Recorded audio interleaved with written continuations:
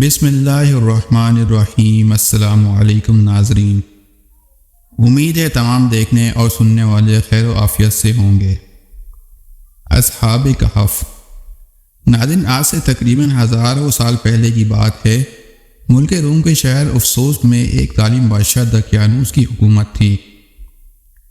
اس کا ظلم کچھ یوں تھا کہ جو شخص بتوں کی پوجا نہ کرتا اسے قتل کروا دیتا تھا۔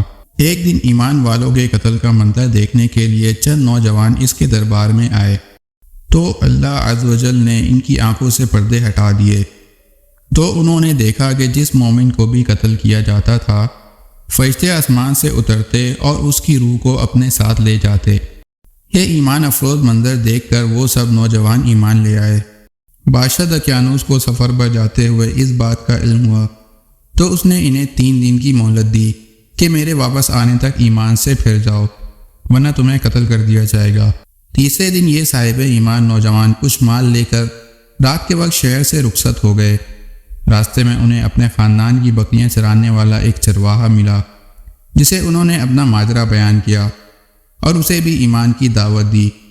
چرواہے نے ایمان قبول کیا اور ان کے ساتھ شامل ہو گیا۔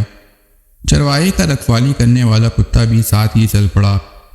یہ سب سفر کرتے کرتے صبح کے وقت شہر سے تقریباً 6 میل دور ایک غار میں پہنچے اور کھانا کھا کر سو گئے اور غار کو بند کر دیا۔ بادشاہ دقیانوس کو سفر سے واپسی پر اصحاب کہف کے غار میں پناہ لینے کا پتہ چلا تو اس نے غار کے منہ پر دیوار بنوا دی تاکہ وہ بھوک اور پیاس کی وجہ سے یہیں انتقال کر جائیں اور یہی غار ان کی قبر بن جائے۔ جس حکومتی ملازم کو یہ کام دیا گیا اس نے اصحاب کہف کے نام کی تعداد اور ان کا پورا واقعہ، عمدہ قسم کے سیسہ، ایک سیاہی مائل نیلے رنگ کی دھات جس سے بندوق کی گولیاں اور چھرے وغیرہ بنائے جاتے ہیں، فیروز اللغات سے بنی تختی پر لکھوایا اور اسے تانبے کے ایک صندوق میں بند کر کے دیوار کی بنیادوں میں رکھوا دیا۔ اصحاب کہف تقریباً 309 سال تک مکمل سوئے رہے۔ اس دوران کسی بھی آواز کے سبب ایک لمحے کے لیے بھی بیدار نہ ہوئے۔ اس عرصے میں کئی بادشاہ آئے اور گئے، یہاں تک کہ ایک نیک دل بادشاہ بیدروس کی حکومت آ گئی۔ اس کے زمانے میں کئی فتنے اٹھے، جن میں سے ایک یہ بھی تھا کہ مرنے کے بعد دوبارہ زندہ ہونے اور قیامت آنے کا کچھ لوگ انکار کرنے لگے تھے۔ بیدروس نے یہ حالت دیکھ کر بارگاہ الہی میں فریاد کی، یا اللہ عز و جل، کوئی ایسی نشانی ظاہر فرما جس سے لوگوں کو مرنے کے بعد دوبارہ زندہ ہونے اور قیامت آنے کا یقین ہو۔ چنانچہ اللہ عز و جل نے بادشاہ کی دعا یوں قبول فرمائی کہ ایک چرواہے نے اپنی بکریوں کے آرام کے لیے اس غار کو چونا اور لوگوں کے ساتھ مل کر غار کے منہ پر بنی دیوار کو گرا دیا۔ دیوار گرتے ہی لوگوں پر ایسی ہیبت طاری ہوئی کہ سب وہاں سے بھاگ کھڑے ہوئے۔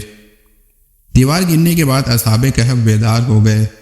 حالت ایسی تھی جیسے ایک رات سوئے ہوں، چہرے تر و تازہ اور کپڑے بالکل صاف ستھرے تھے۔ ان کا کتا غارے کے کنارے کلائیاں پھیلائے لیٹا تھا۔ اصحاب کہف صبح کے وقت سوئے تھے اور جب اٹھے تو سورج ڈوبنے میں کچھ وقت باقی تھا۔ انہوں نے نماز ادا کی اور اپنے ساتھی یملیخا کو کھانا لانے کے لیے بھیجا۔ یملیخا ایک تندور والے کی دکان پر گئے اور کھانا خریدنے کے لیے دقیانوسی دور کا سکہ دیا۔ صدیوں پرانا سکہ دیکھ کر بازار والے سمجھے کہ ان کے ہاتھ کوئی پرانا خزانہ آ گیا ہے۔ وہ یملیخا کو حاکم کے پاس لے گئے۔ اس نے پوچھا، خزانہ کہاں ہے؟ یملیخا بولے، یہ خزانہ نہیں، ہمارا اپنا پیسہ ہے۔ حاکم کہنے لگا، یہ کیسے ممکن ہے؟ یہ سکہ 300 سال پرانا ہے، ہم نے تو کبھی یہ سکہ نہیں دیکھا۔ یملیخا بولے، دقیانوس بادشاہ کا کیا حال ہے؟ حاکم بولا، آج کل اس نام کا کوئی بادشاہ نہیں، سینکڑوں سال پہلے اس نام کا ایک کافر بادشاہ گزرا ہے۔ یملیخا نے کہا، کل ہی تو ہم دقیانوس سے اپنی جان بچا کر غار میں چھپے تھے، آئیے میں آپ کو اپنے ساتھیوں سے ملواتا ہوں۔ حاکم اور کئی لوگ غار کی طرف چل پڑے۔ غار میں موجود اصحاب نے جب لوگوں کی آواز سنی تو سمجھے کہ یملیخا پکڑے گئے ہیں اور دقیانوسی فوج انہیں بھی پکڑنے آ رہی ہے۔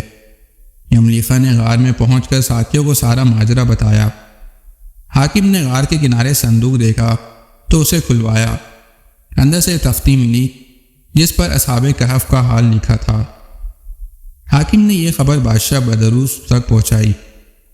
وہ بھی آ گیا اور اس نے اصحاب کہف کا حال دیکھ کر سجدہ شکر کیا کہ اللہ عز و جل نے مرنے کے بعد زندہ ہونے اور قیامت کا یقین دلانے کے لیے نشانی عطا فرمائی۔ اس کے بعد اصحاب کہف غار میں آ کر سو گئے اور ان کی روح قبض کر لی گئی۔ بیدروس لکڑی کے صندوق میں ان کے مبارک جسم رکھ کر غار کے قریب مسجد تعمیر کرنے کا حکم دیا اور لوگوں کے لیے دن مقرر کر دیا کہ ہر سال عید کی طرح وہاں آیا کریں۔